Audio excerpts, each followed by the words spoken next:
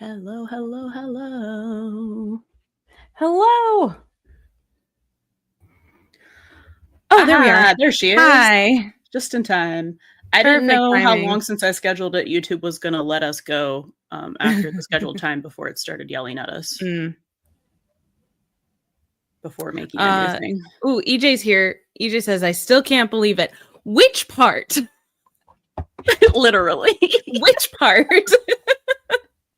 Vera's here. Hi, Vera. Vera. Wait, Vera, were you able to watch it or? Yeah. Okay, good. I'm sorry, guys. Don't mind me. I'm having post-episode, well, whatever, dinner. It's fine. We're all 11 we're all C's. hungry. Second dinner?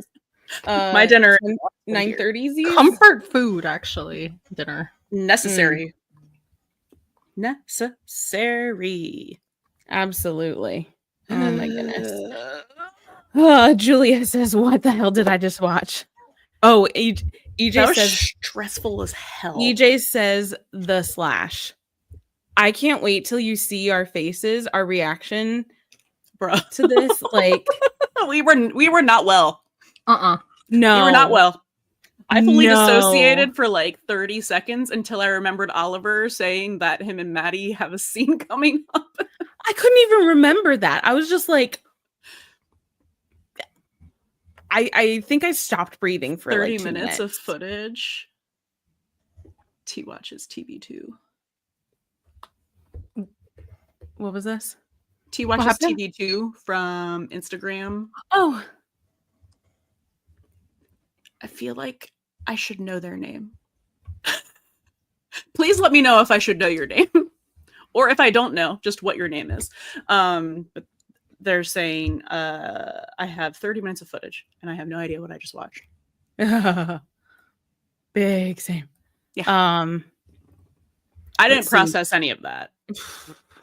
That's so much. I'm a creator on TikTok. My name is Trevor Watches TV. Hi, Trevor. Do we follow you? I feel like we follow you. I feel like I've seen the I feel like we follow. If we don't, we're gonna fix that. He just says, "Oh, trust me, I was not okay. I literally thought death and stop breathing." Yeah. That's kind of what I thought too. And I was like, "There's no way they would do that. There's no way." I was like fully in denial. I was literally gagged. So was she. Yeah. No, but like whenever. No, I felt like I was her. No, it's funny. My reaction to that whole I went like, and then it just like You did. You did. Oh my gosh. Leo's here from YouTube. Just caught this stream by accident, and I'm so glad that I don't have to sit alone with all of that at 2:30 a.m. Oh my god, I'm so sorry.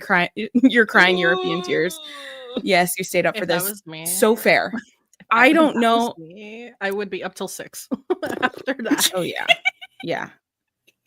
Oh, this episode needed a huge trigger warning. I don't.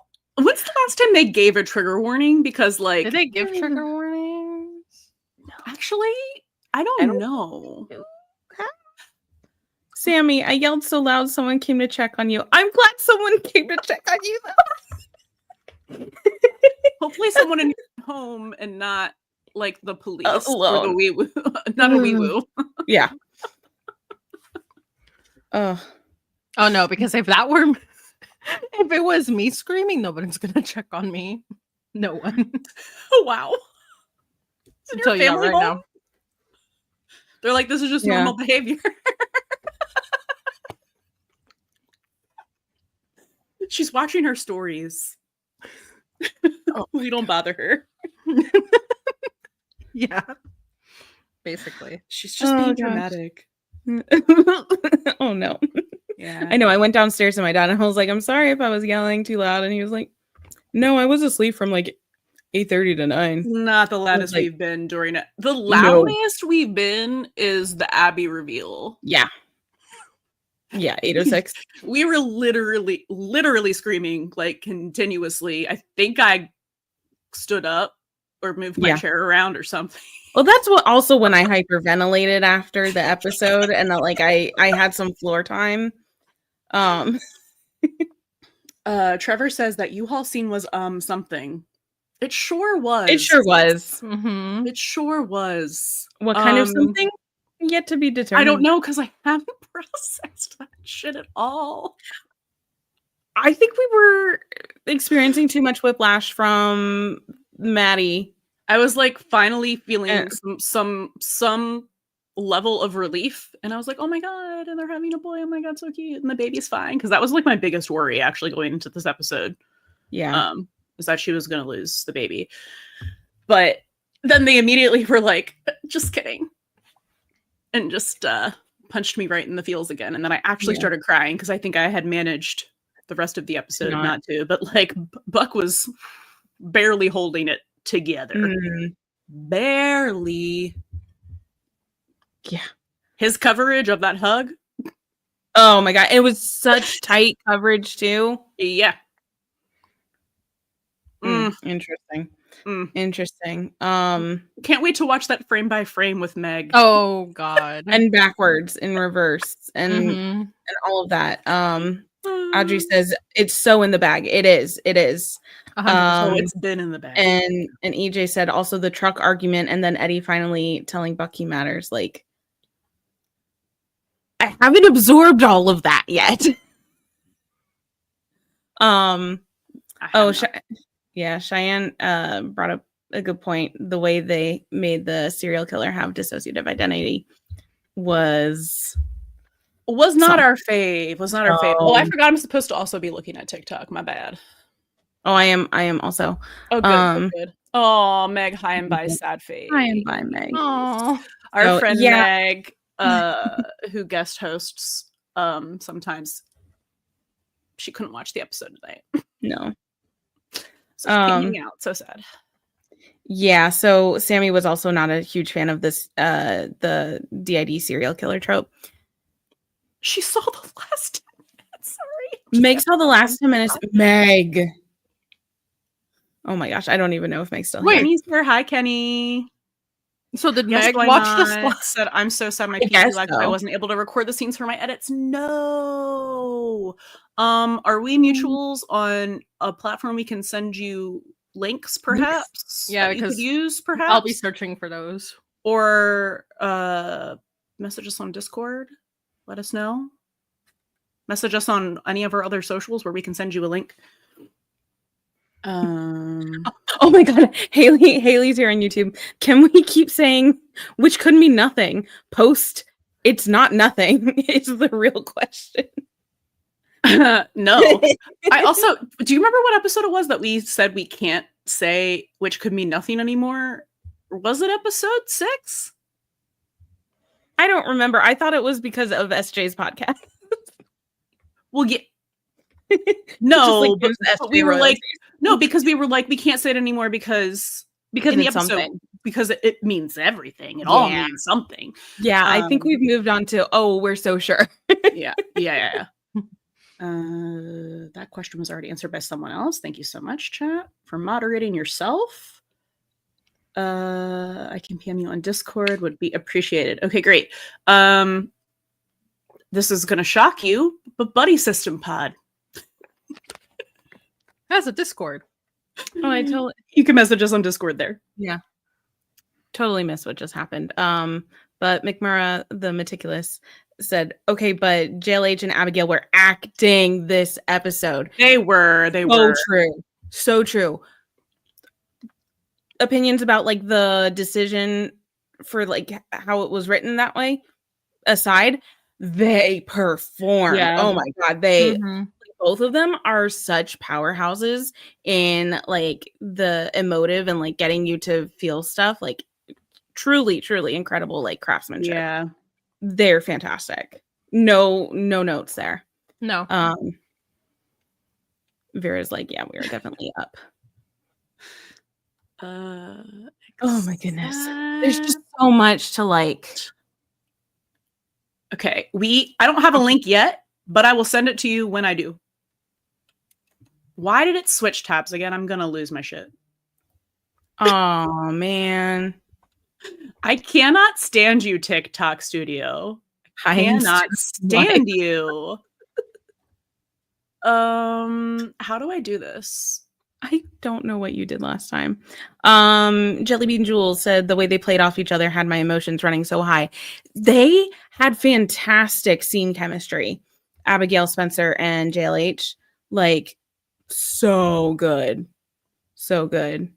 How do I I don't know how you fixed it last time, unfortunately. But well, I know none of you know because I'm the one who has to do it. And like the options to add the windows are not there anymore is the thing. Like once I start streaming. Strange. EJ says they gave Abigail a lot better material for this to show her emotions than what Grey's Anatomy ever gave her. Ooh, shots fired. Han is the Grey's watcher, so I cannot attest. But is she on Grey? I don't know. But like I really loved Timeless. Did anyone watch Timeless? I think that was also on Fox for a couple seasons with Abigail Spencer. I loved that show. It was so good. And she killed it. Metaphorically. Even McMurray says even between Abigail Spencer and Kenny, the chemistry was awesome. Listen, anytime Kenny has emotive scenes, like just an opportunity to show his emotions, incredible. Like that brief like moment after he put G to bed and just like lost it. It was done every time. Like Chimney's eyes water, our eyes water. Why? Oh, you knew her from Suits too. Yeah. I'm gonna lose my shit. I see Sil on there. Where? Oh. Where? It's not letting me add it. That's so strange. Hate it. So I'm making one of you do it next time. I'm so irritated with it. Sorry, technical difficulties. It wouldn't be us if we didn't have them. I'm literally keep adding it, and then it's like couldn't capture the gamer, and I can't even finish reading it before the thing goes away. Like I literally, it hasn't. It has been closed. Really, has it? Because it's still open. It's telling me that this window is closed, the one that we're in right now, and streaming from. Okay. To all the other places that aren't problem children. I mean, do you want me to try to set it up on mine? We'd have to end and start a new stream. Zaina says hello. Hello, Zaina. Oh my gosh. Yeah, there's so much. Oh, Audrey watched Timeless. I miss it. It was so good. I love time travel stuff. Can we stop? The You Should Be With Family, Who Said I Wasn't, was so heartwarming. I love this continued thread of the Han and Wilson family like getting closer and closer together, like we saw at the very beginning of the season as well. I think that's a beautiful like through thread, and I'm glad that they're still building on that. Yeah, no, that's what broke me. Oh, big time. That broke me. And it usually doesn't happen. I know. It's just like the best friendship. Yeah, the way Hen was supporting Chim this episode. The only platonic friendship in this universe. It just doesn't like see that StreamYard as a window. Oh my god, are we fixed? Are we back? Are we back? I did the same exact thing 20 times.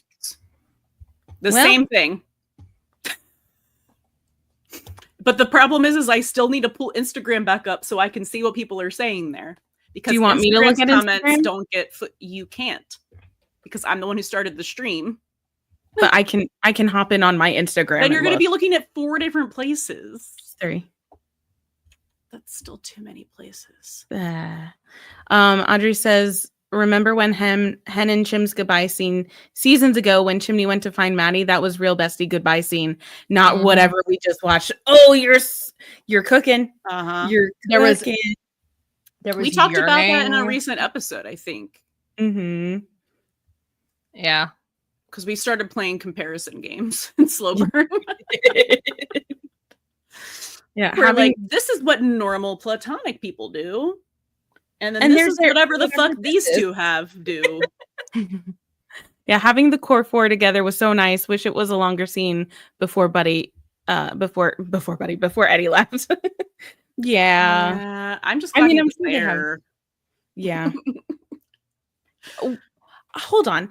I saw in the stills that Eddie was in the hospital waiting room. Did we get a shot of that, or was it just like there was a side profile? Okay, that I did see him. It was so much going on. Couldn't process it all. There was, yeah, no, and it was like a kind of like blink and you'll miss it, but he was there. Okay, okay. He was sitting in front of Buck. Was he wearing a white button down at all in this episode? No. Where is that BTS picture from? Who knows? That's gonna haunt me.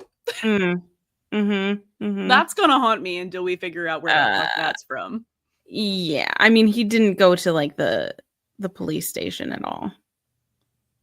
No one did other than Chim, Bobby, and Athena.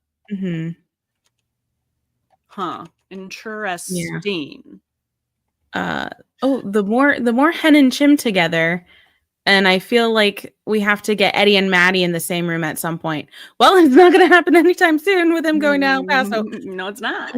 I think we'll get that once we get like a Buck feeling realization, and like there's gonna be, like, something, and then they're gonna like have a conversation. Yeah. Prepare to crash out for real. Asha says, I'm really mad at Tim Minear right now. And you know what? He's thriving off of that. Oh, because he's a chaos. He loves it. Speaking for him, of like imagining that he loves it. I love that we're seeing Buck slowly crash out regarding him and Eddie in the car. I was really surprised when Eddie's driving, and they're looking for Maddie. I was really surprised we got that, actually.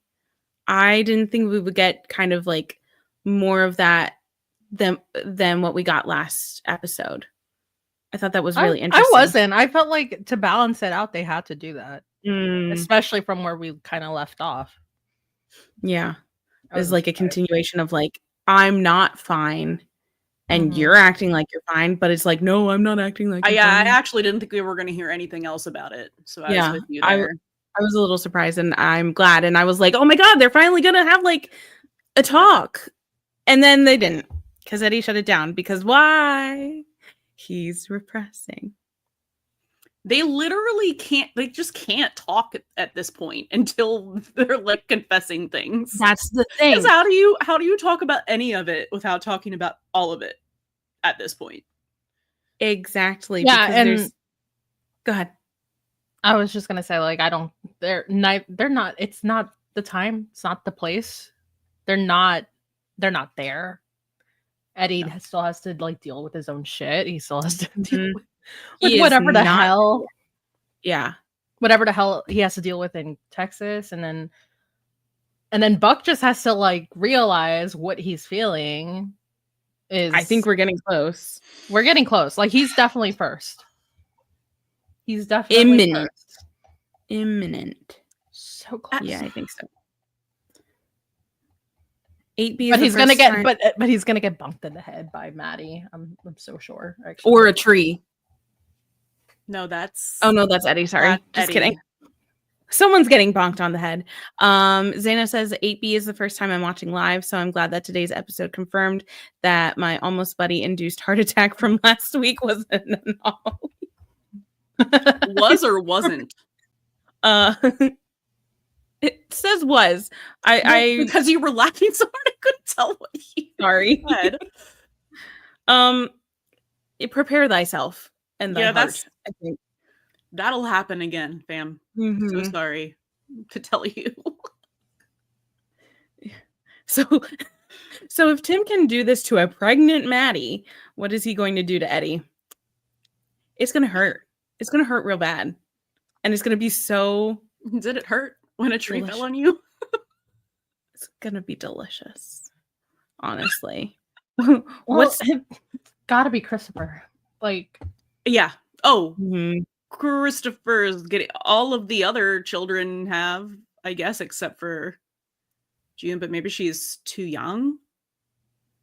And this is kind of putting her in danger. Yeah, she was in danger. They just didn't kidnap her. I think this is adjacent. But yeah, the Chris and Dee is kind of is written on the wall, like from the beginning of the season. And then what's the over under that Eddie has told Chris he's coming? Listen, the articles, I think it was Tim said that like Chris knows.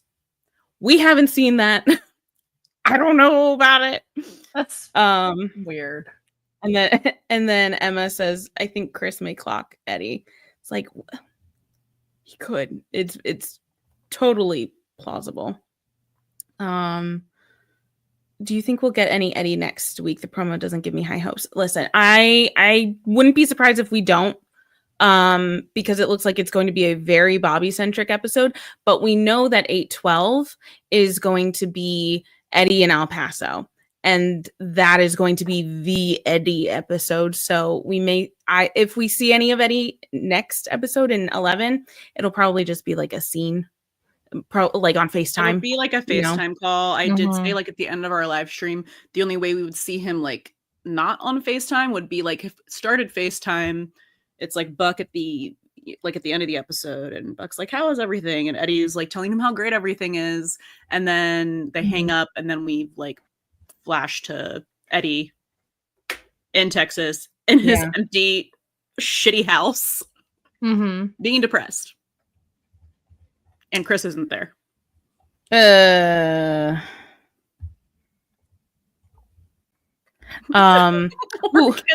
Morgan's here. Guys, I'm tired. I mean, hi Morgan.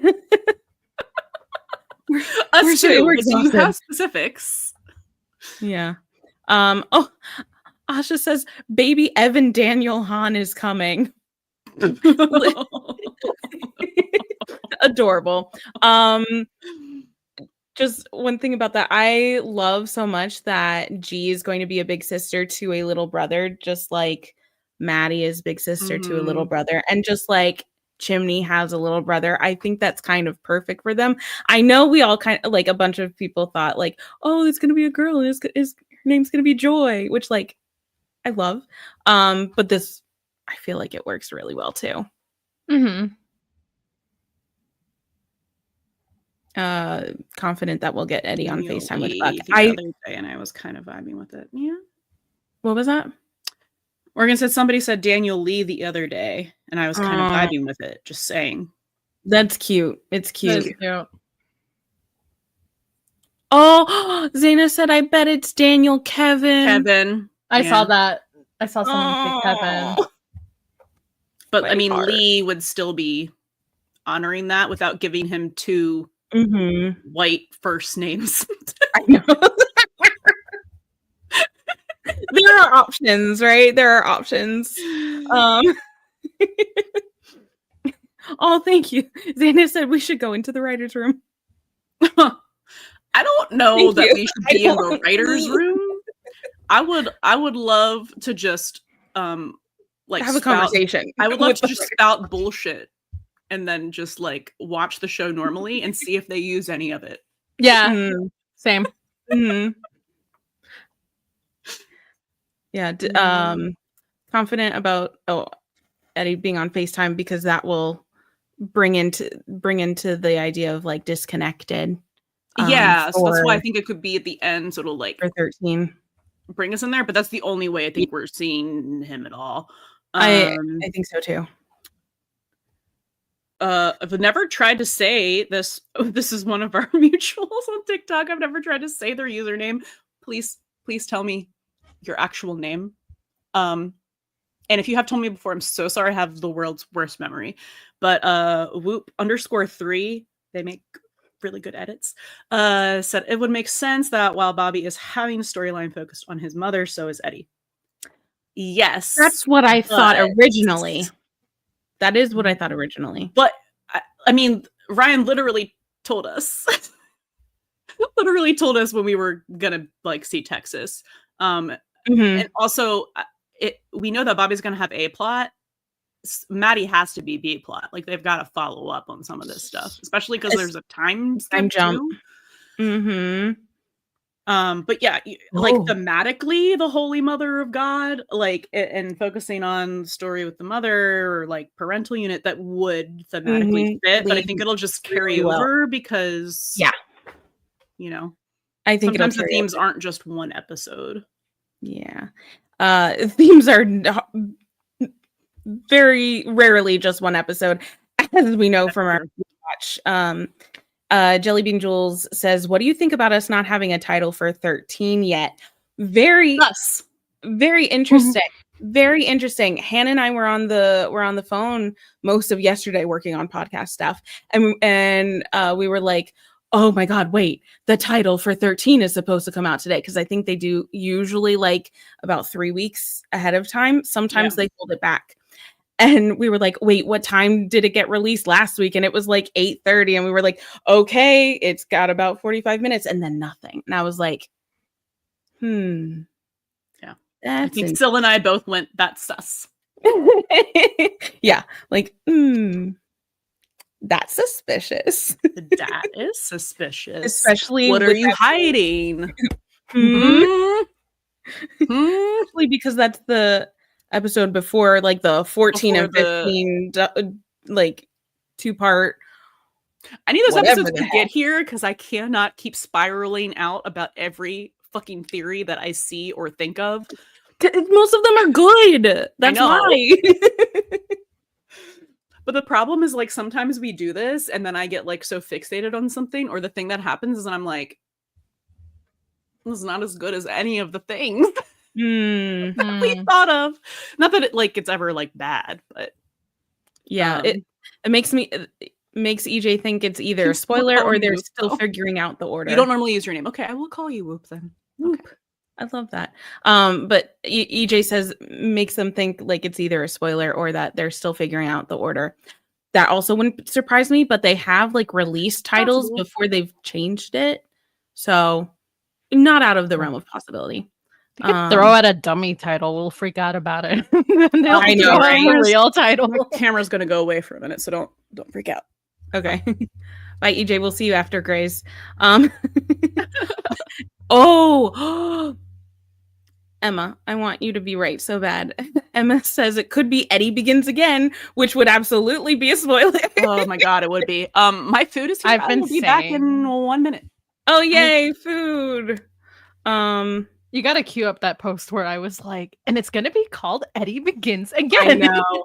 Well, you said it so many times, so we'll have like our pick of the litter of which one. Oh my God. And then someone said on Reddit, this episode could have been an email. I mean, well, oh no. I don't go on Reddit. I mean, I can see why. Oh, Liu said, is it Leo or Liu? One thing that bothered me about Buck this time, costume department messed up. That was not the same blue jacket from the last episode. No one was wearing the same outfit, and they're saying it was like right after the dinner. So kind of weird. I mean, I'm just chalking that up to like because they filmed that after the break and maybe the wardrobe, that part of the wardrobe went some. I don't know. But that it's a little inconsistent in that way, but it's fine. Oh yeah, Emma, the Eddie Begins Again, especially with the Bobby Eddie parallels. We love to parallel Bobby and Eddie, especially right after like Holy Mother of God. That's going to be real interesting. They left the food at my neighbor's. I had to. Did you have to talk to your neighbors? No, they're all old. They're asleep for sure. It's just, I just opened the door again and was like, oh my God, is it still not here? But it was across the breezeway. Leo, thank you. So what were the 8 words? It was, wasn't it like, we counted it out. Yeah. Hold on, Lizzie tweeted it. I was like, let me just, did she tweet it? I was like, we can message her. I know. Like, Lizzie, what was it again? I saw she tweeted it. I thought I retweeted it, or did I? I think you did. Oh, hope you know you do matter to me. Sorry, you couldn't see my hands. Hope you do know you do matter to. I can't count. Counting's really hard, guys. Especially for Rachel. Especially for all of us. We are not math people. I think I'm the best at math, which is how I know things are actually dire in this group. Yeah, it's not great. No, it's not. Yeah, like it's really bad. The other night I was at like a casino night party thing, and I was trying to learn craps, and I was like, this is a lot of rules. So I went over to the blackjack table, and I was like, it's bad when I go over to count numbers, right? And that's a brain break. Cute Eddie saying you don't know math. Listen. That's because it's true. Asha says, welcome back, Han. With food. Thanks.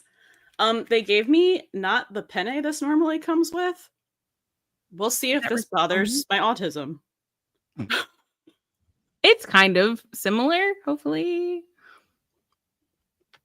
Oh my goodness. Fine. It's fine. It's fine, they say. Vera had to go get ready for work. Goodbye, Vera. Bye. We'll talk to you. Bye. Talk to you when you're off work, probably. Yeah.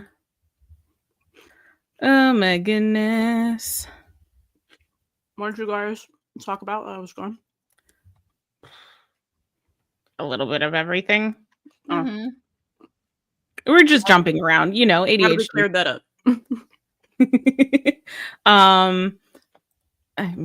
We were talking about like the clothes difference. Yeah, what the I said I was just chalking it up to like, because they filmed this after they came back from break, like maybe there was something that wardrobe wasn't available, because they were similar outfits for everybody, but like they usually are better at like the I forget that's the word someone's job. It's continuity. Thank you, continuity. Yes, that one. I forget what the name of the job is, but I'm pretty sure it's their job to be in charge of like the continuity of like the wardrobe and the stuff on set. Mm-hmm. Anyone else thinking the song choice at the end was really giving ABC? Like usually we'd get something acoustic. I'm gonna be so for real. What was the song? I don't remember the song. Like there was a song. Bro, I was dissociating so hard. I was like on another plane. I was so scared about Maddie, and then like coming down and like regaining oxygen to my brain because like I stopped breathing. What was the song? Please tell me. Yes. Please tell us what the song was, because it was blues. Oh. Well, we're gonna have to rewatch that. Wait, was that the song Bloodless at the end? Because I saw it on the captions, and it said like song title Bloodless, and I was like, that's funny because it happened like as Maddie was losing blood, and I was like, that's quintessential like 911 hee hee ha ha. We're gonna put a song in that like up. It was a little fucked up. A little bit. Because normally the hee ha ha needle drops like that are at like not a main character's expense. Yeah, I mean it's very like tongue in cheek, I suppose. So there is a Ryan interview about the goodbye. I already linked it in our Thank you. in our Discord. Just FYI. Thank you. Which you guys can join if you subscribe to our Patreon. Yay. And you'll also get live reactions on Fridays instead of whenever they leave copyright jail. Not right, please. Listen. Listen. Asha said. Oh, okay. Asha said he dropped the B bomb again, like the brothers bomb. Listen, that's just how Ryan talks, y'all. Yeah. Wait, Ryan did? I think so. Ryan. That's just how he talks. That's just how he talks.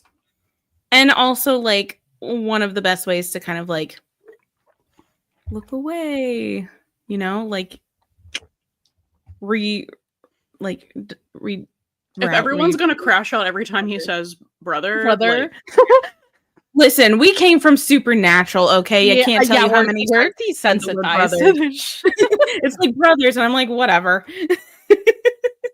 like you can't hurt me anymore. No. You literally can't hurt me.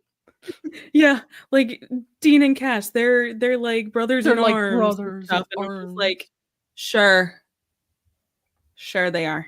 Yeah, Jensen Ackles. And look how that turned out. So, you know. They had the audacity to pull that he is in love with humanity and then come out and still say. And that was in season, like, still say it's all in your head. Yeah. Yeah. And say it's all in your head. Please. And then you had Misha out here saying, you're not crazy. Yes. Oh, what a time. That was an era.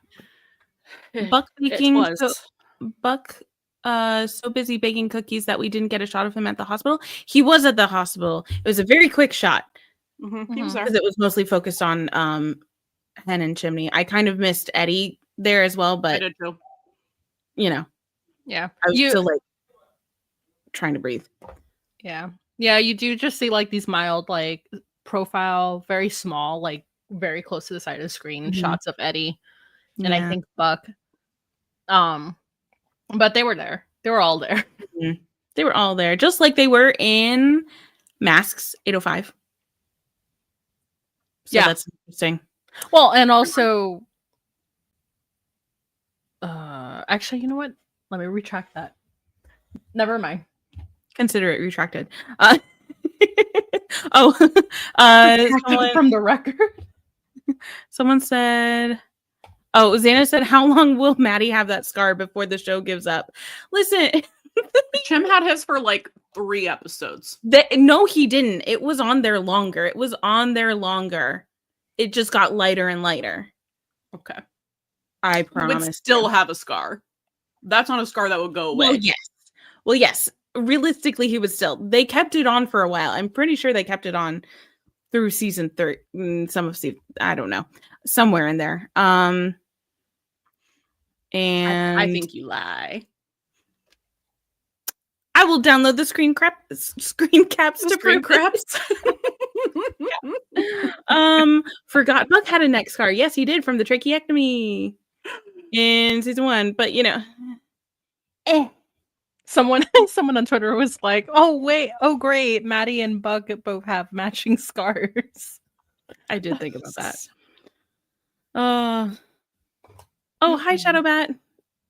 Just finished the episode because they got off work and screaming. Welcome. We have not fully processed everything, so like there was a song playing at the end. Who was at the hospital at the end?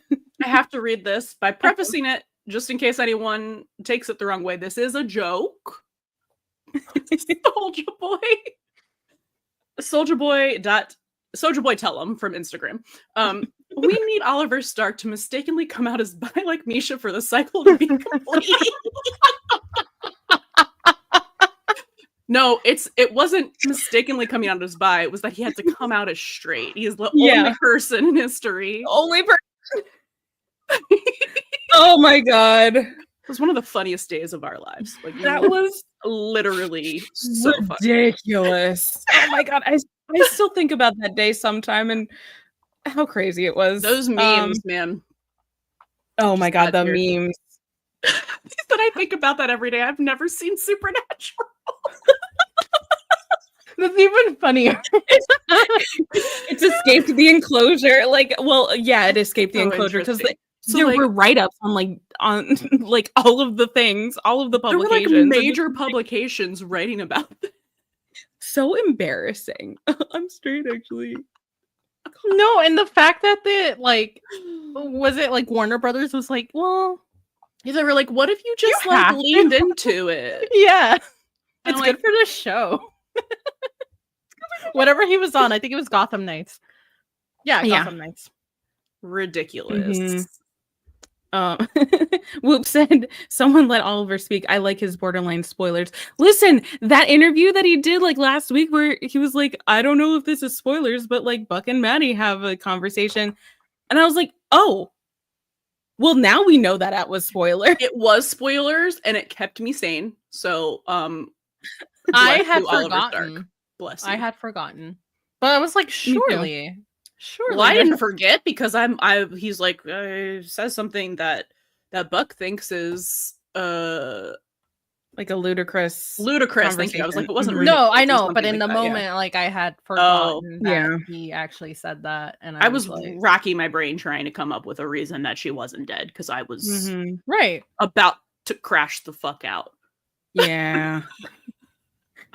Everyone's like, bring Frank back for all the therapy that these people need. For real. Yeah, and like Bobby was dead for 14 minutes. Frank probably transferred or moved to another state. I would.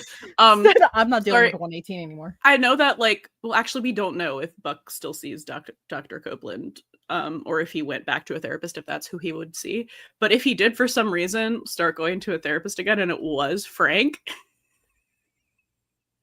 would be like, I'm Frank, out. I gotta be done. Frank has to hear about him moving into Eddie's house. That might be his last reason. He might have to tap the fuck out. He might need to change professions. Yeah. Frank gonna get so much overtime. So real. Asha says, what could possibly be ludicrous? Something that Buck would think is completely ludicrous before. Oh, I don't know. Maybe something to do with feelings. Feelings. Deep fact feelings. That your experience. This is like Abby 2.0. You've moved into your invisible boyfriend's or not boyfriend house.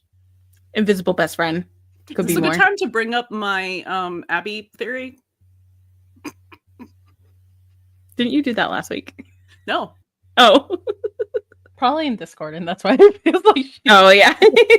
No, I hadn't talked about it on live stream. I only talked about it on Discord. So you know how Tim was like, there are people that Buck uses as a distraction or whatever, because he's not done like spiraling, right?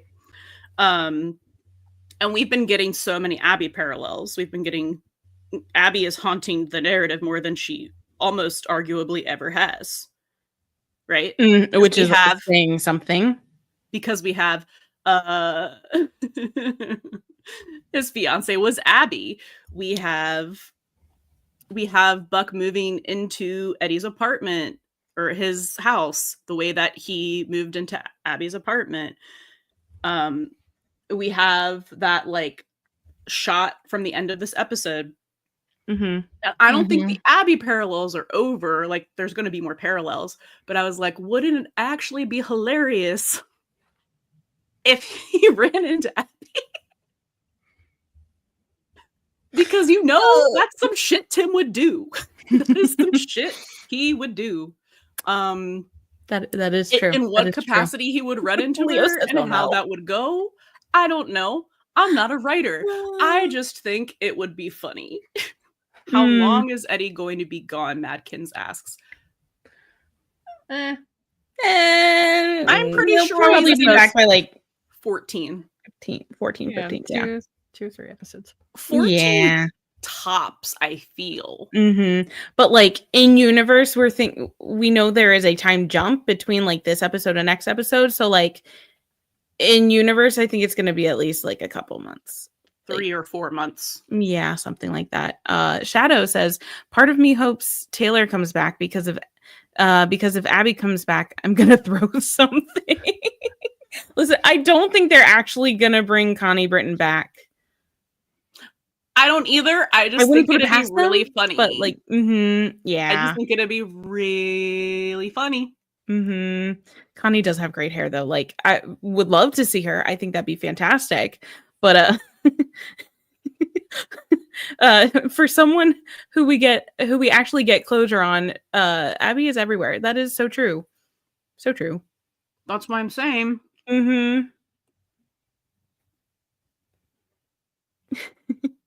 Thank God I can't take anything longer than the season 3 divorce era. The season 3 divorce era was like 3 episodes, not even. Yeah. But like, I understand. Well, I mean, they can't be apart for. I mean, like, don't come for us if it is longer, but I'm pretty certain it won't be. Because they like to do their whole 3 episode arc thing, and I don't know why they wouldn't have him back for whatever this ridiculous 2 episode thing is for 14 and 15. Yeah. Sammy says, unpopular opinion. Oh, sorry. I'm totally like calling you out here. Unpopular opinion. Taylor is my favorite of Buck's exes, mainly because she's the only one with a personality. You're not wrong. You are not wrong. No, you're not wrong. I love Taylor as a character. I think she's a terrible person. She's really interesting. She is not a good person. I love the character of Taylor. I think she's so fascinating. I don't think she was a good partner, but I don't think that's actually her fault. I think that's Buck's fault. It's a little bit of everybody's fault, I think. It's Buck's fault because she went, my career's always going to come first. And he knew exactly who she was before they started dating. And he was just like, no, it'll be fine. Taylor and Buck, so funny. It was. I would have loved to have them be actual platonic. Friends. They're good friends. It would have been so fun because she would not pull any punches with him. She would give him like, Roman, he needs that. This is exactly what this is. Get your head out of your ass. Like, you know, she would be the only one that would call Buck on his BS. Zana said there's an article where Abby's long lost twin sister was going to be on 911 Nashville. Oh, I think Tim was just bullshitting. Yeah. That's so funny. He was just bullshitting because she's on Nashville. It's because she was on Nashville. That's why. That was the joke. I don't think he was actually serious. No, I don't think he was. That's so funny. It's a fine line with him. That's hilarious though. Oh my God. Yeah. His sense of humor on another level. I think Allie was better because she knew she couldn't take it and didn't waste his time. She is the best of his exes because like she was the best to him. Cut it off fully and was like, it's not because of you, it's because I can't deal with that. Totally fair. Totally fair. We talked about that in like season 2 episode 18, which isn't out yet, but Madkin said, I miss the news team angle too. Okay, but having the news outlet and 911 universe was great. And yes, Buck, Taylor, tough love friends. Yes. I actually really do miss having those little news snippets. Because like, yeah, we have the first responder angle from both the firefighters and from Athena for the police, but like having the news aspect of it because like they're like the second responders, they're just there to report the news. Yeah. But it was just cool to like use that as like a very show don't tell device to like have like, you know, newscasts happening like diegetically. In universe to like foreshadow things or set things up. Shadow says I need talking about Buck spiraling. Oh, Leo says I just wish for a spiraling scene where Buck brings someone back to Eddie's home and is like, well, whoops, can't knick-knack in Eddie's room. What do I do? And then Shadow says, we need a Buck crash out montage to Hits Different by Taylor Swift. Incredible. Yes. I can see it now. They're never going to give us Taylor Swift. No, but they gave us Billy last episode, which was like, weren't we all just like, Billy? Yeah. We were. I know they got Billy, but like, I don't know. I know. I'm not sure Taylor is like the vibe that they tend to go for. No. Which is fine. That's what fan editors are for. Mm-hmm. And we love you so much. Mm-hmm. Let's see. We need a Buck crash out scene like cousin listening to T Swift. We do need a Buck crash out scene like cousin listening to Taylor Swift in The Bear. So good. Incredible. I don't know. Did you guys watch The Bear? I watched the first season. I haven't seen the second season, but I know what you're talking about. It's and so I just funny. replaced that with the Ryan Gosling scene from whatever the fuck that movie's called, where he's a stunt double. Oh, the stunt guys?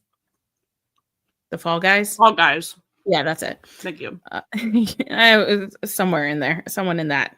But he's in the car, like, yes, scream singing all too well. Peak. So peak. Buck crashing out to the 10-minute version on repeat. That's canon. I'm sorry. Sad 10-minute version, sad girl autumn version.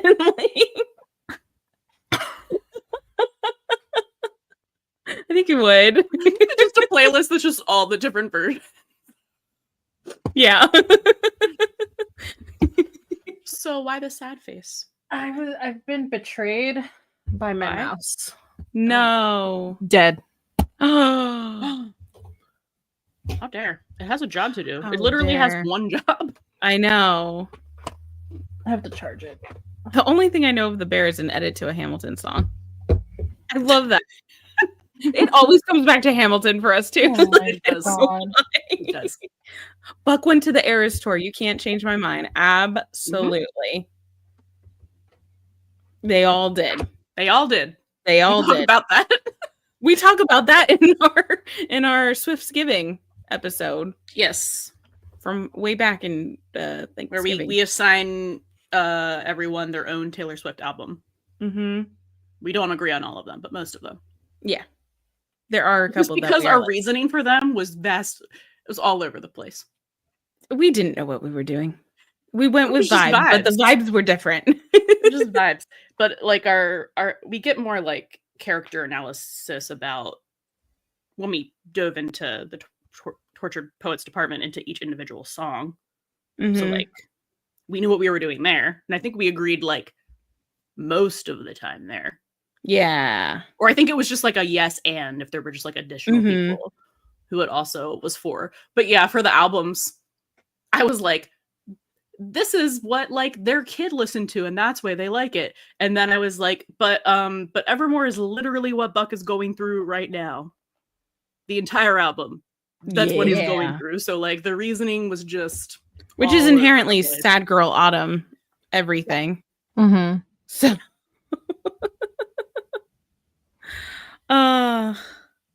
why did Eddie close the U-Haul like that? What, the bending down? I didn't even see. Guys, I feel like I just didn't see most of this episode. I know. Out of my body. I know. I feel like I did not react properly to that scene because we knew it was coming, but it was so boom boom.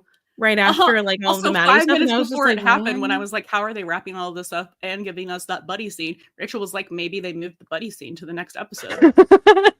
And honestly, if looks could kill. Scylla and I were about to vote her off the island.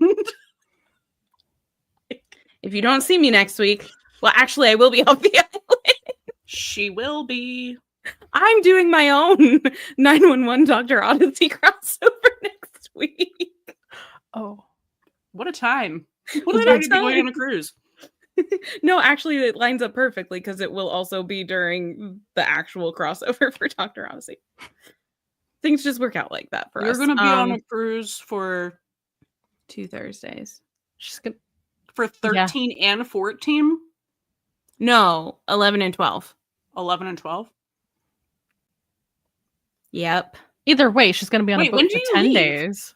She leaves on a 20th? Thursday. You leave on Thursday?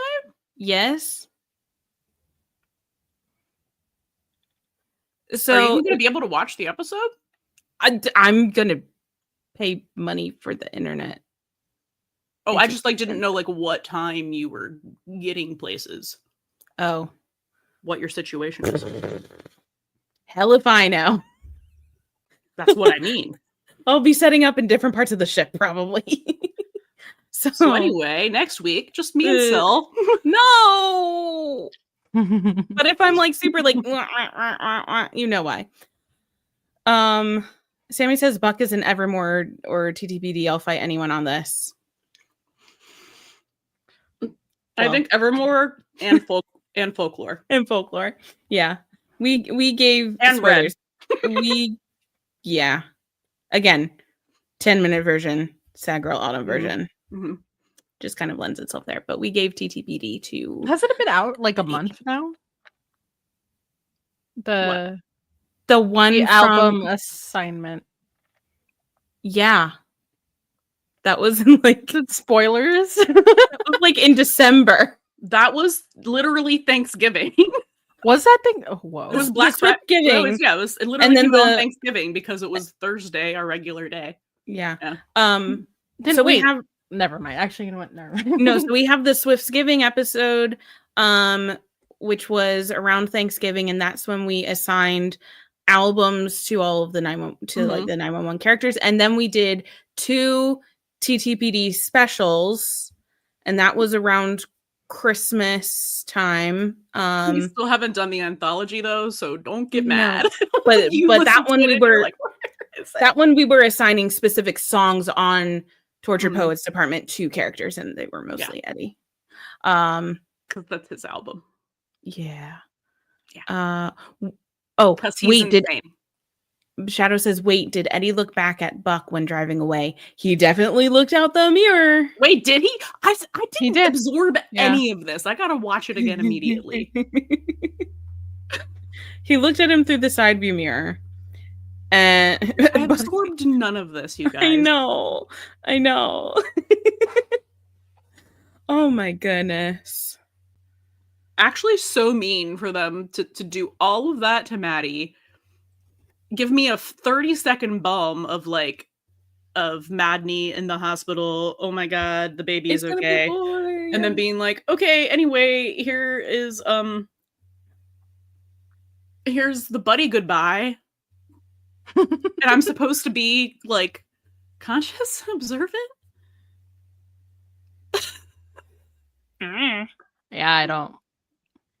Yeah, we're gonna have to watch that again. I mean, we're gonna be watching it again because we're doing our season 8 specials, because we're combining 2 episodes at a time, so we'll be talking about episodes 9 and 10, and that will be next week's episode. So quick turnaround. We really gotta I might have to watch that multiple times. Usually Hannah's the one that watches 2 or 3 times, and I'm just one and done. But I might need to watch more. Can't wait to meet Bobby's mom. Us too. I'm so gagged that she's a televangelist. It's kind of perfect. It is actually. And I can't wait to hear him talk shit on televangelists. Lady Romulus says, Bobby's mom being a faith healer was not on my bingo card. No. It was not. Listen, if it was on any of y'all's bingo cards, are you psychic? Because I don't think anyone called. I don't know that anyone called this. That is impressive. Super interesting.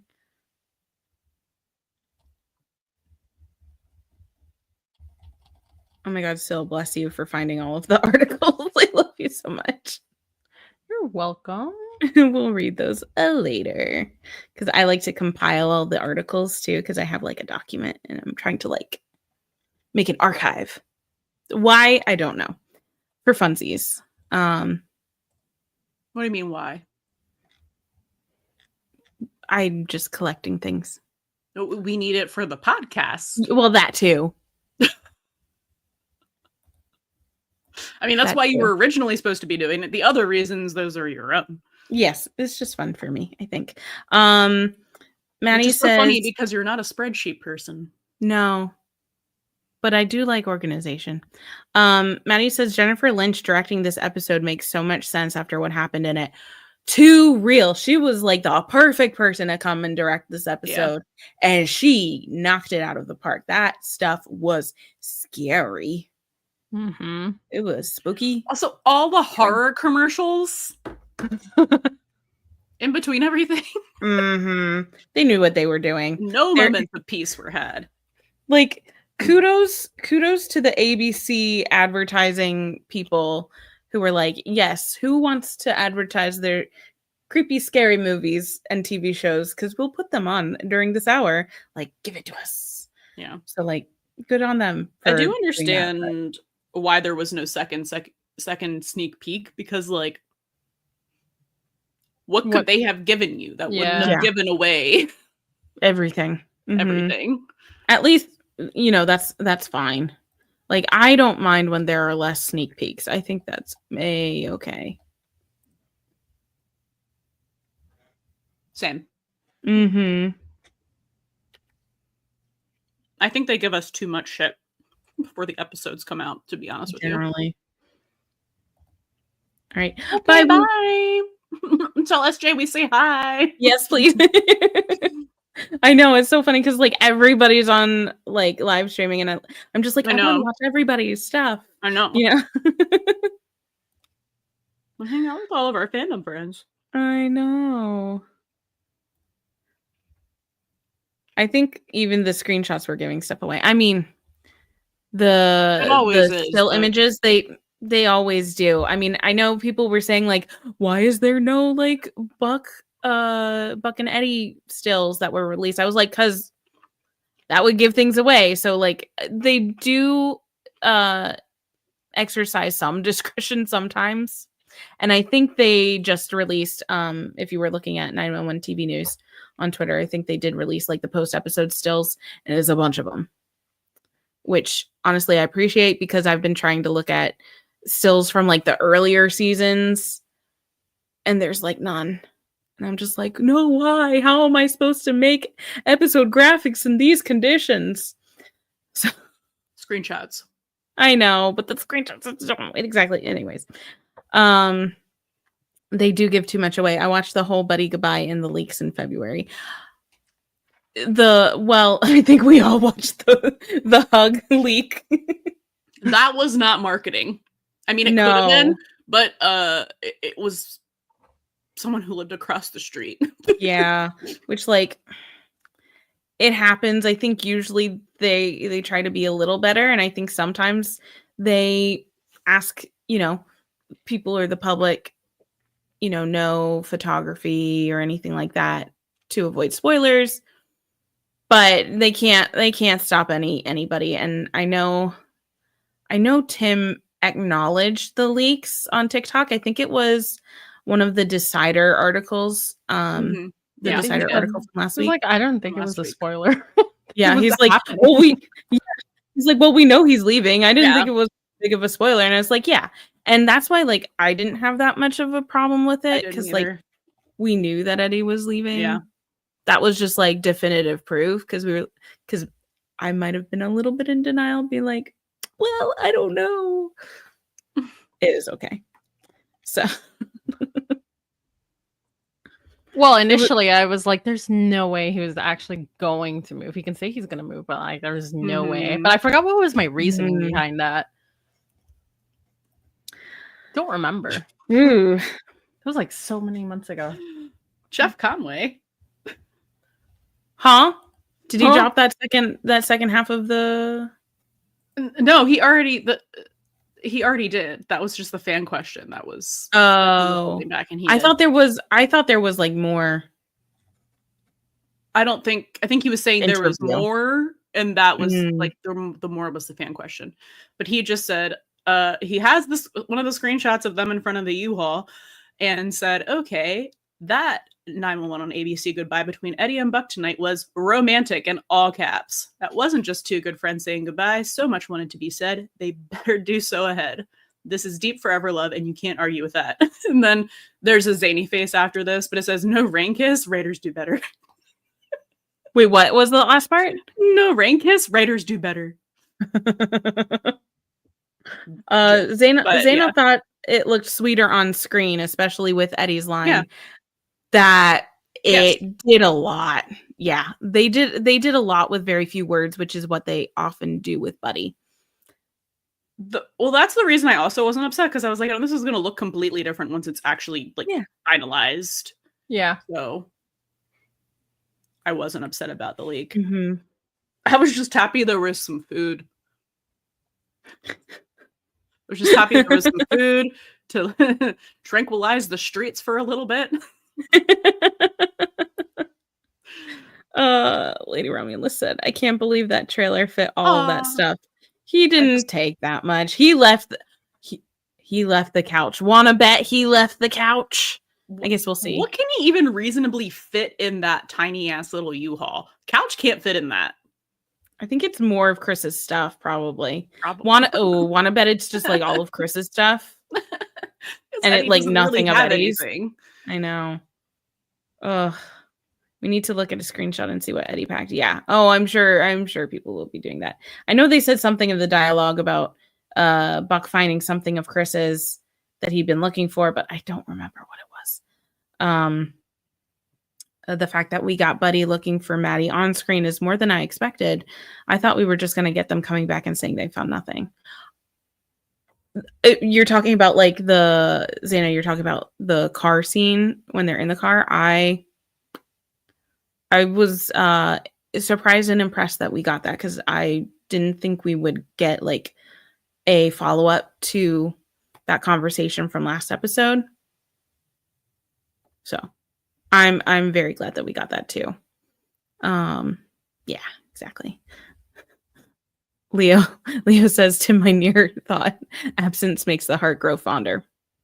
Oh, absolutely. That is absolutely his line of thinking. Oh, it was Chris's favorite t-shirt that they found. Thank you. Sorry, I'm finally just scrolling Twitter, just looking at the parallel shot. I haven't even been online. I try to send all of them in our. I appreciate you. Sil is our news correspondent during these live streams. Amazing. Thank you so much. Oh my goodness. Yeah, I wonder if in 8/12 is gonna start off with like Eddie POV like driving to El Paso, just like in the car and just like thinking about all the stuff with like interesting song choice. So I know everyone I think has had this idea. I know that we talked about it on Discord, but I'm sure everyone else has talked about it on the internet or thought about it. But like having a parallel scene to oh my god, what fucking episode is it? It's episode 4, right? Of season 2, where it's Chris and Eddie getting ready. The montage, like having that, but like Buck alone in the house. But also, in addition, or just like instead of that it's Eddie in Texas and he's also alone, because I highly doubt Chris is going to be living with him. I don't know. I know there's a time jump, so maybe. Not in that rundown house.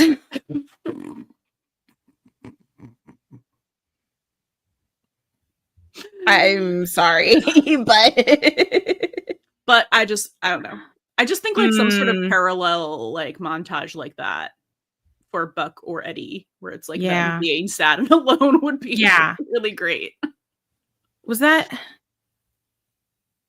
I really love that idea. That parallel to Stuck. Incredible. Yeah. Oh, Lady Romulus, will we be using Blue Sky or are we staying on Twitter? We use both. We are on Blue Sky. We're on Twitter.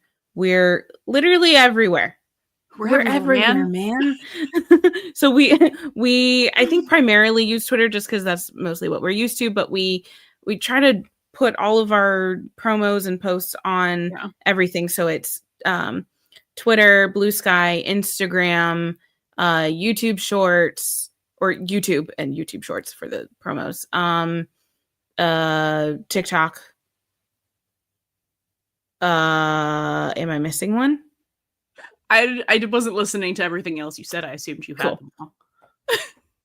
It's something like that. Instagram, TikTok, Twitter, Blue Sky, YouTube, Tumblr. Oh, Tumblr. That's what I forgot. We're also on Facebook. We don't really use Facebook. But we put our posts there. Yeah. But I don't even check them. I don't even look at them. I don't either. No. I'm just like, hope this goes through. No. Yeah, we're on all the places. All the places, everywhere, all the time, at once. Like now.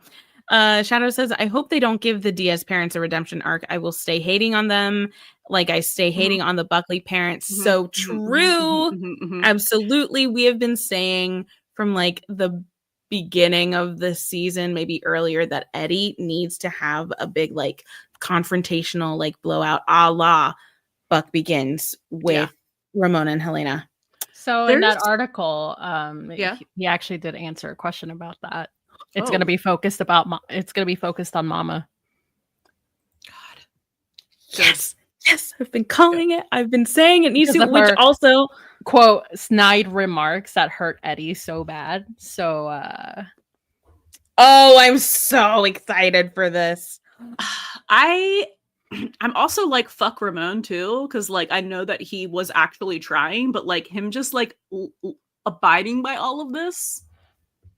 I was like, you've lost me on him too. I mean, I'm willing to hear him out because he has made an effort in the past. But it doesn't. This was no effort. He follows. I know. I think he follows Elena's. It doesn't matter that that's his wife. That's his kid. I know. And listen, his kid. Yeah, I don't know. This much leeway. Ramon has this much leeway with me. He has none for me. That's it. I also wonder how Chris reacted to his home in LA basically not existing anymore. Like Eddie doesn't rent it anymore, and by the looks of it, his room is disassembled. I would have been devastated. So real. I need and this is why I really kind of want / hope that Chris, as much as this is going to hurt more, I kind of want / hope that Chris doesn't know that Eddie's coming, or is like fully moving over to El Paso, like making another big decision without Chris's input or awareness or anything like that. And that would just like, I would hate that would be another kind of like knockdown on Eddie, but like they need to have like a conversation, and that might be like a good place to start. And then it can be okay because it's like, it's fine because Buck's there, but it's still not theirs anymore, you know? So. Also, what happens when that year lease is up? What, for Eddie? Yes, because he renewed that lease for a year. And then when we flash forward at least 3 months, there's only going to be 9 months left. Yeah. We need some Diaz boys communication, please, and Eddie being a dad and not a friend. Yeah, 100%. 100%. Because he has swung on the pendulum so far over of trying to like overcompensate for how he was parented, where he didn't feel like heard or listened to or respected, still isn't. And in so trying to break that generational trauma, he just like went too far the other way. and is giving Chris like way too much leeway. And Chris is a teenager. He can't call the shots. Oh, are you all right? I just saw the screenshots of how he's closing the U-Haul, and I'm like, that's terrible form, first of all. Second of all, it's the whole, it was the queen. Paul's a queen. I mean, if only it was a white tank top, then and the mustache were there, then it really would be. Wait, can someone, do I need to draw that? Yes. Okay. Keep that in mind Absolutely. for later. I think the Buckley parents and the Diaz parents are parallels. I think the Margaret Helena make the decisions about parenting while Philip and Ramon yield to them. Absolutely. Because it, like, in a very traditional sense, like the mother is like in charge of the home and everything like that. And like, you know, these very like traditional like parental gender roles, stereotype sort of things. I absolutely think so. So like Ramon was providing for his family by like not being there. So Helena was the one being in charge of like the home life. And I think that caused just as much damage as Ramon not being there. You know, I 100% think you're right. Oh man. Someone posted. I'm just going off on this and you're just looking at it. Someone posted a screenshot of Chimney with the rebar through his skull, and then Maddie with her throat. It says, when your ship is death for death. Oh, good night, Zaina. It's almost 6 a.m. Go to sleep. Oh God, go to bed.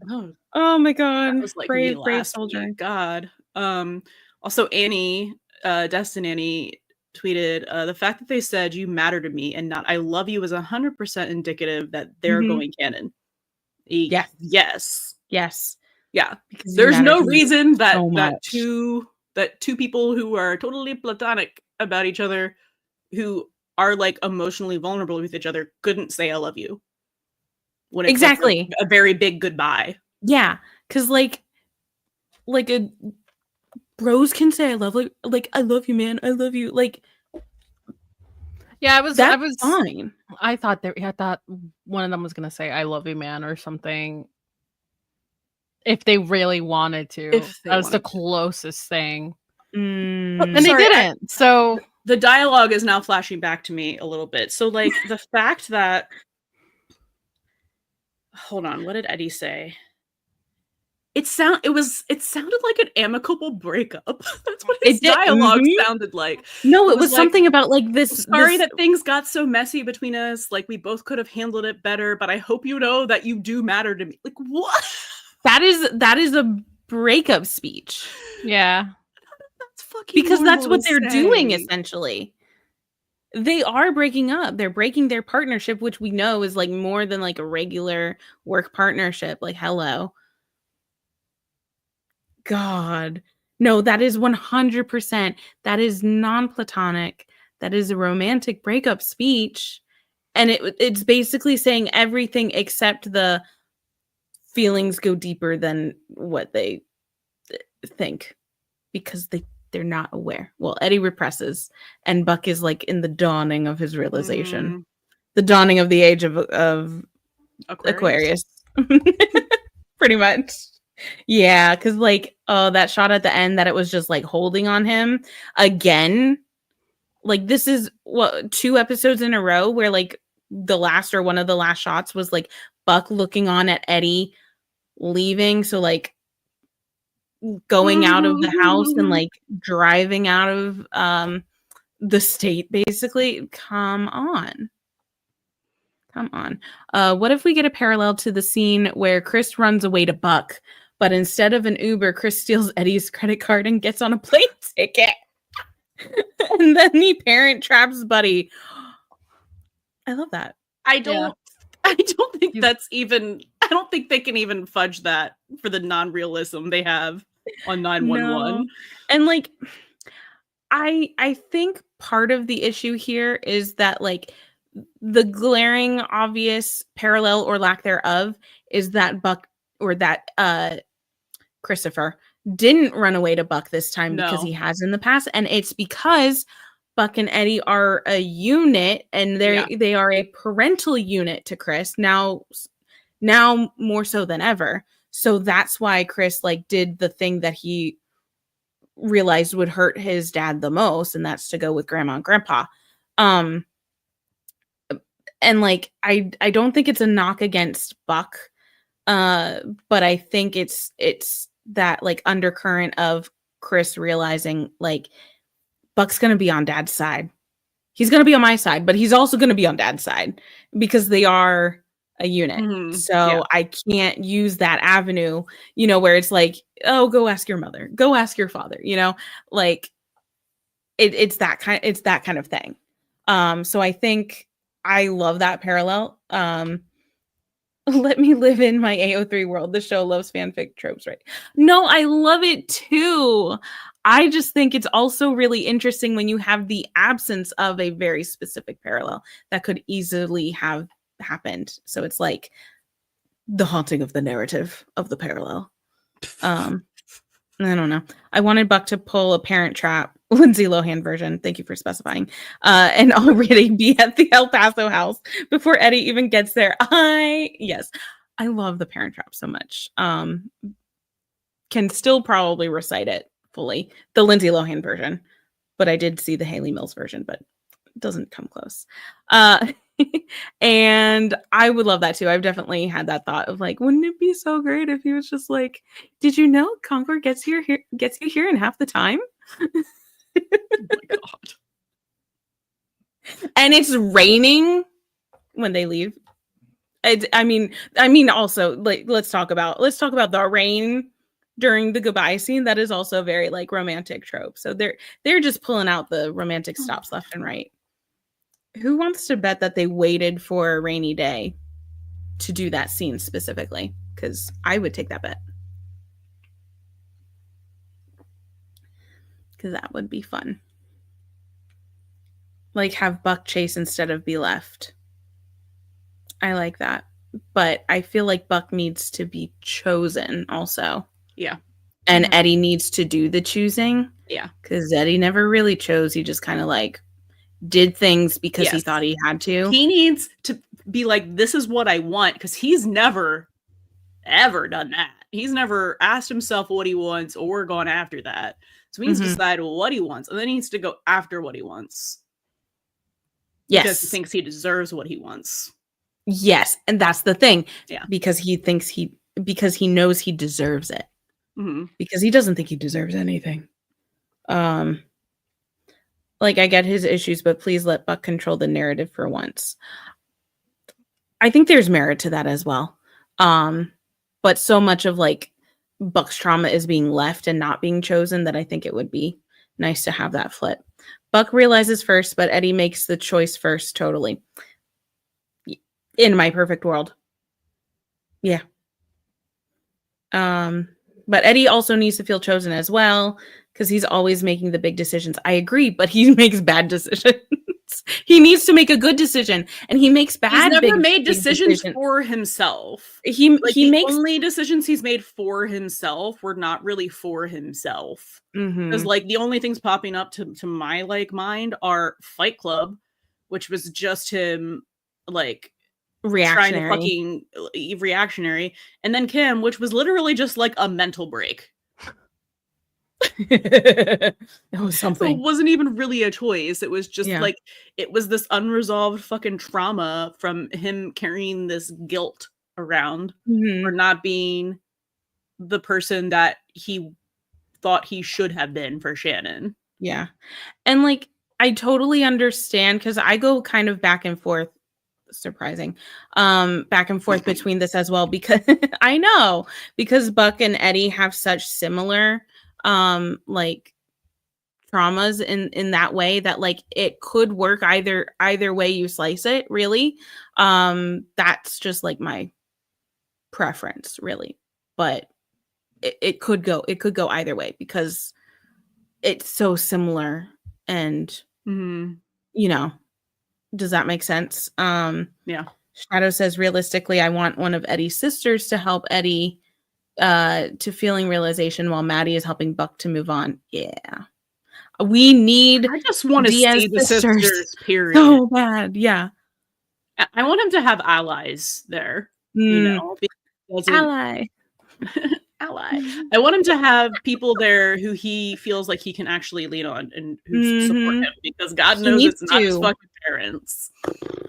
No, he needs, and especially with like him leaving Buck and his united front there, he needs someone to lean on in Texas. Alexandria's here. Hi, Alexandria. Random, but do you think Buck will decorate at all in Eddie's house? I picture it similar to how Eddie had it in the opening in Stuck, just minimal things in the house to get by. I kind of have this thought, like, I kind of wonder if Buck's gonna keep it the same because it still feels like Eddie's house. Right, even though it's know been, how like, much of his stuff he actually took. I'm really interested to see like how much shit Eddie actually left there. We can assume the couch. The couch better be there, or I'm gonna have words. Mostly, but just how the fuck would that couch have fit in the U-Haul? Tiny U-Haul. Because it wouldn't. But yeah, so like part of me thinks, because I have given this a little bit of thought, part of me thinks that he would keep it like almost like a museum, like a mausoleum to Eddie, like as he left it, kind of thing. The other part of me thinks, because it doesn't feel like his yet, the other part of me thinks, okay, with Buck actually moving in and it feeling like, and this being like the home that he always kind of was searching for within himself, to add little touches of Buck, because we know he doesn't really decorate his apartment. Like it has been more this season than any others, I think. But pictures on the bridge, like it's not decorating. I know. It's not decorated at all. But part of me thinks like, well, if he incorporates himself a little bit in the decor, then it's truly like the Buddy house. Right? Because it's a little bit of Eddie, it's a little bit of Buddy, and then it's like them coming together, which is visually foreshadowing. I know, it's visually foreshadowing they're coming together, sort of thing. Like as set deck. Yes, why not? We will watch her edit when we're done streaming. I'm very excited. Oh yay, Jay! They tagged us on Twitter. Oh, awesome. Shadow says, I think Buck isn't changing a thing. Anything left is staying where it was left. Anything left is staying where it was left, and just like maybe a couple touches of Buck, most that I could see him doing is like painting, because like that place needs some fucking color. Good God. Yeah.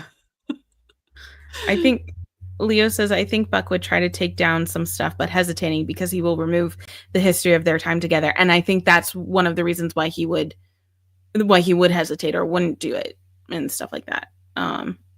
Or at least it might take a little bit of time. So like if he has a conversation with Maddie where he's trying to move on, then he's like pushing himself to get rid of some, or not get rid of, but like incorporate himself more into it. Something like that. I'm just biding my time till Buddy roommates because it's coming. Yeah, it is. I hope we get a Skype call and Buddy are talking, and then Eddie kind of squints and asks if the walls are different. And Buck is so proud of his color choice while Eddie isn't. That's so funny. But Eddie would be like, you know what? Yeah, it works. It looks good eventually. I don't know. He looks at Buck hanging signs and is like, looks great. So yeah, I'm sure whatever color he picks will be fine. Eddie, what did you do to my house, Buck? You mean my house? Yeah. I think he would kind of try to make it his own, but it's like he's surrounded by reminders of Eddie. It's gonna be hard. It's gonna be hard.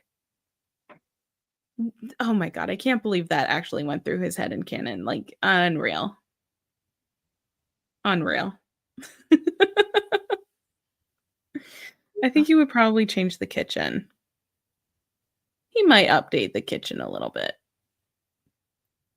It's a lot smaller than in the loft. Oh yeah, that is true. Julie said, I just remembered Maddie isn't even the show's first slit throat survivor because that happened to Lou Ranson, the detective. Oh my god! Yeah. Oh. Yeah. Yeah. Oh, I forgot about that. Because we don't tend to go back to that storyline a lot. No. Oh, thank you. Was it as was it as like visceral as this one? I forget. I don't think so, but like it also was a while ago that I watched it. Oh, So, yeah, I don't know. Oh yay, a new The Man Who Can't Be Moved edit. I can't wait to cry.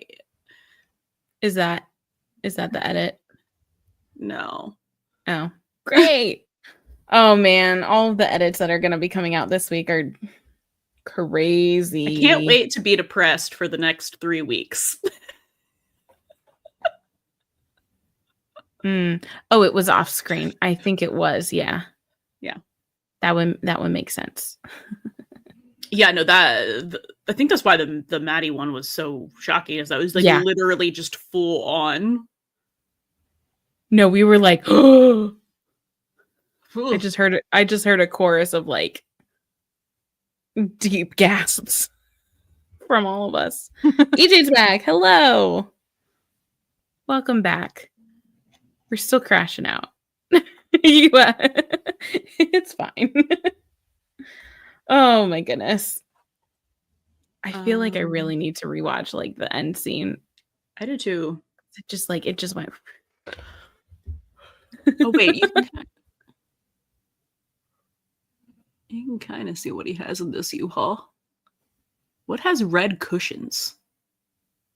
I don't know. Did he have outdoor furniture? Are those the pillows? Yeah, I think so. Okay, but the couch does not fit in there. No. It is the pillows from the I think. Wait, no. Sometimes they were red, sometimes they were like a damask pattern. And I only know because I did the thumbnail for our 808 reaction like yesterday. Okay. But they have been red. I think they have been red when it was Eddie fluffing the pillows when Anna was over and Carla was coming over, which was it's just very performative. The pillows of performance is what I'm going to call them. The pillows of performance. Oh, that's why he's taking them with him. Mm-hmm. See? It works. Have you figured out what Buddy Brown is yet? No. Well, you gave it a name. You're just like, I don't know what it means. I did. I gave it a name. It's something. Shadow just saw an edit to Exile where Eddie was leaving parallel to Abby leaving on Blue Sky. It was heartbreaking. Awesome. Yeah, I expect to see no less than 30 Exile edits by tomorrow. I know people had like edits almost. I know people had almost full edits just waiting for the high res hug. Like I know that for a fact. So smart, actually. Very, very smart. Oh my goodness. Yeah. Just like, okay. Question then. This is the third time that we've like, okay, well, 808 wasn't ending the episode on it, but like the third time that we've held on Buck's face where it's doing something, right? Mm-hmm. Which one do you think is like a realization? I mean, I don't think we think it's like a true feelings realization yet, but it's just like the way that they're continuously like holding on his face and he's like doing something where it's like uncomfortable, like pensive. Well, yeah, to me it's kind of like, I mean, to me it's kind of like we're peeling off a layer and we're getting deeper into the whole reason as to why he's like crashing the fuck out over this man more than what you would expect. I mean, look at it this twofold. Look at it this way. First of all, if Buck was ever going to figure it out by himself, would have happened by now. So like these things are making him feel feelings, but he's not placing what those are. He doesn't know what those feelings are. Yeah. No, but also all of this is being done for the general audience, because the general audience of straight people have been watching this and just being like, they're brothers. So being like, they're just really good friends. And so they just keep like ramping up more and more how fucking not normal they are about each other. To the point where it's like, you can't, there's no other direction to go. But they're ramping it up so that it's more obvious to the general audience. So then it's not like this came out of thin air stuff. Right. Like, I think a lot of people commented and said about like, well, and they want the general audience to be in on the like, will they, won't they, on the yearning. Like, our audience likes that shit too. So yeah. He just says straight people. What are those? I know. I do imagine Lady Romulus. The whole like getting closer to his face. Yeah, I see that. I think we are. Yeah. It's just that's just zooming in more. Yeah, that's a great point. Close up when he actually has his moment. Like, trust will be up there. Seeing the pores. Are we getting a Robert Singer zoo? No. No. Please God, no. Oh my God, imagine he I'm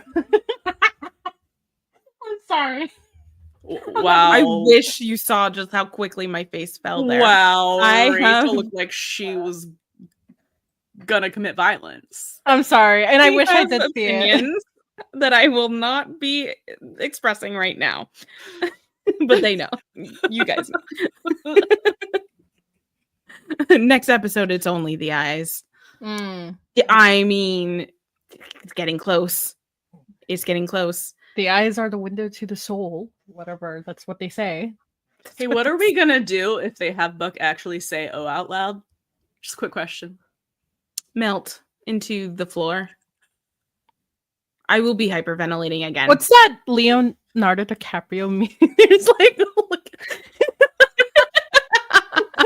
what, this one? That one? The biting the fist one? No, the like pointing at the TV. They did the thing. They did the thing. Oh. Yeah. Usually like when they say the title of the thing in the thing. Yeah, I die pretty much. Yeah. I don't know what I'm gonna do. We've never gotten this far. No, we don't know what to do with ourselves. This is listen. When it goes canon, the internet's gonna break. It's uncharted. We're gonna be screaming at decibels only dogs can hear. And Buck. Lady Romulus says, "Oh, out loud, italicized. Oh, internally." Yeah, face is gonna say "oh" internally. If someone says "oh," I might scream so loud that someone might actually have to call 911. Watch there be an uptick in actual like 911 calls Thursday night at like 9 p.m. of whatever. So what are you? That goes nothing. I can't. I actually can't. I'm not at liberty to say what I just read. I actually am not. Okay, we'll send it to us. I can't send it either. I can't send it. Rachel's face. I'm just. What do you mean? Curious. Anyways, well, it's remember it for later. Screenshot it. Oh, I will. I'm sure you'll see it around, but I don't know. Okay, screenshot it. Still not sending it to you guys. Luke said, I had to come back to say this here. You guys seen the movie A Simple Favor? I want to. Oh yeah. Yeah, that's the Blake Lively. Yeah, Blake Lively and Anna Kendrick. Yes. Yeah. I have not. Why? Please enlighten us. We are all curious and intrigued now. It's gonna be Eddie if Ren keeps saying brother. Oh, God. And EJ says, if this turns out to be one big queer bait, we riot, right? I don't think this is a they're going to do that. And I'm certain it's not. I am the first person to always say, because like Same. devil's advocate, that's just my thing. I'm always the first person to say, well, maybe this, maybe they mean it in this way. They're not leaving any room. Yeah, I normally just don't believe that they'll go there. But like there's literally nowhere else for them to go other than it being like a malicious, egregious case of queer baiting. And like Tim has been very clear that he did not want to ever be accused of that, and like Oliver too. So I just it's like they're purposely, and like ABC/Disney does not want that press. No.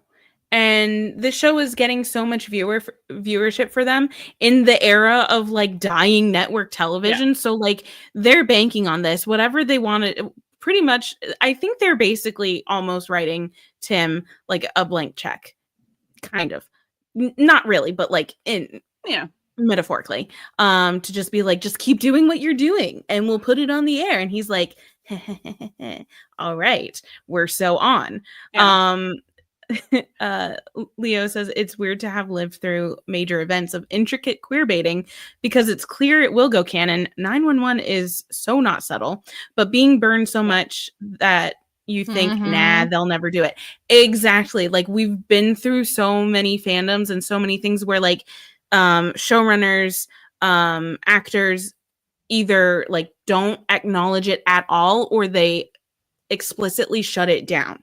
Right. Yeah. And the fact that, and that's just like the PR, and PR is not show running sort of thing, but like to have the PR of 911 be so engaged in like letting people like interpret the way they want and encouraging people to write their fan fiction and everything like that.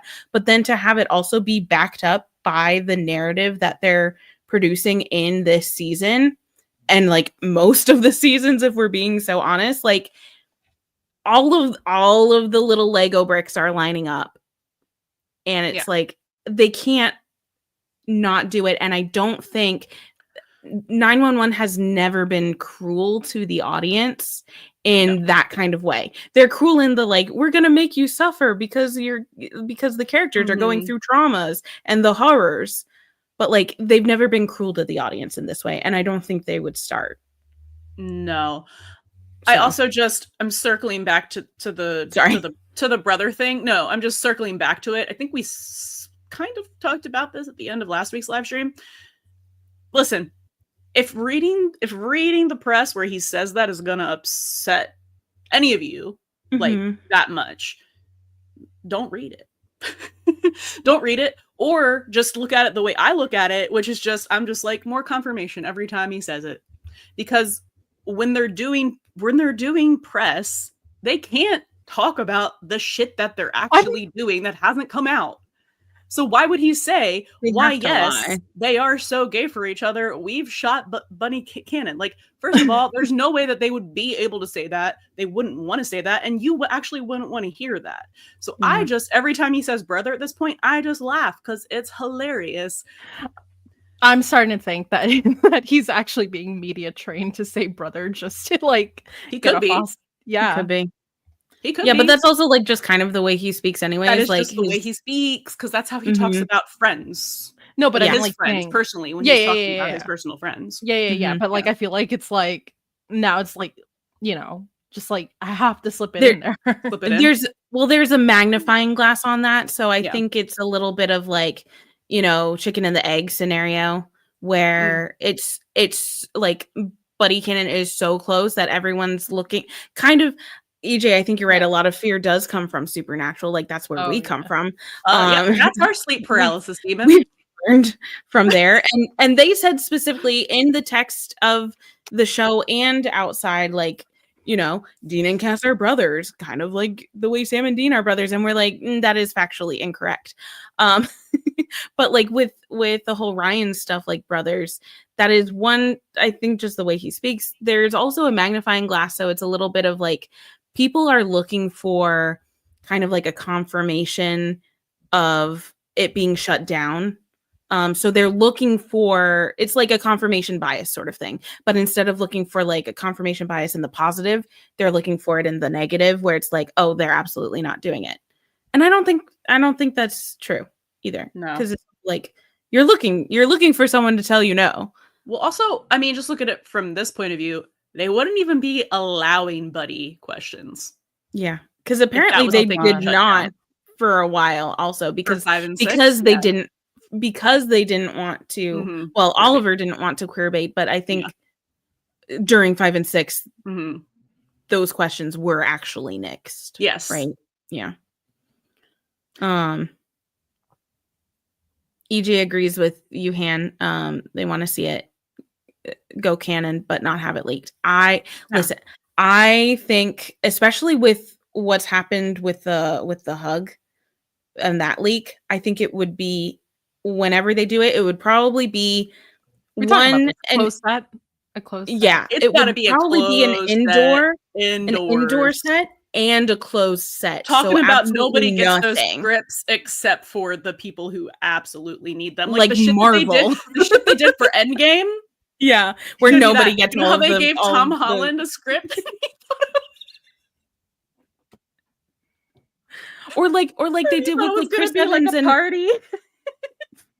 They did that with Chris Evans and Mackie, where Chris Evans was like, "Hey, did you read the script?" And Mackie's like, "I don't have those pages," and it's just like everyone just like doesn't know everything. I don't think they would go that far, but I think they would like, absolutely. I was acting with the tennis ball. You were there. Yeah, I think they would absolutely shut down that set. Have as 100%. Few people there as they need. That would be a huge thing. There's no way they want that leaked. Yeah, everyone's signing NDAs. Everyone's signing NDAs, and I have a feeling that would be Tim's set visit. Like he would be there physically for that, because I know he's not always. No. Like I'm fine with this. Oh yeah, like I'm fine with us getting leaks that point towards it, but I swear if their first kiss leaked, I would be mad. They're not going to let it leak because that will break the internet. They will not do that. There's no way that they would leak that. Yeah. Leo's personal sleep paralysis demons are Storm Pilot and John Locke. Yeah. It actually taught a lot about queer coding, but the horrors that come with it. Understandable. McMurra said, yeah, we weren't allowed to talk about Buddie in the before times. How does it feel now? Yeah, how does it feel now? Kenny said, I got into the fandom when literally no one talked about Buddie. So there you go. Yeah. There's your sign. Like, I know we're new, but like we also do our homework when we join a fandom. So we said we're going so deep. We're doing a podcast, so we have to understand it all. And like with Supernatural as well, there was a lot of just like, especially at the conventions, they shut down questions that had any that like went 10 feet in the direction of Destiel. So right. And then go ahead. I was just gonna Did you lose I was like, no, it's because like I was just gonna say, I was like, yeah, like you didn't have to go as a fan to a Supernatural convention and just hear Jensen Ackles go, Destiel doesn't exist. It's oh my god, that was a bad day. That was bad. And I think you were there, right? But it was the gold panel, so I don't think it was the gold panel. So that was one of the Jacksonville cons, and I was there, but I wasn't at the gold panel because I didn't have that kind of money. But we saw it on Twitter and we were like, oh god. I was on the internet. Was not a good day or a week or a month. Yeah. No. Yeah, and everyone was just like, well, we're here. Good to know that this con is gonna be infamous within these circles. Yeah. And I think my point when I'm using that as a comparison is, I mean, we're not necessarily hearing that here. Yeah. Not totally. And especially now. So that's why I'm like, they're very comfortable about it, buddy happening and all of that. Like they may like kind of sidestep the questions in their answers, but they're allowing the questions to be asked. Yes. Which is and huge. The only thing they can do is sidestep them. Yeah. They cannot answer them.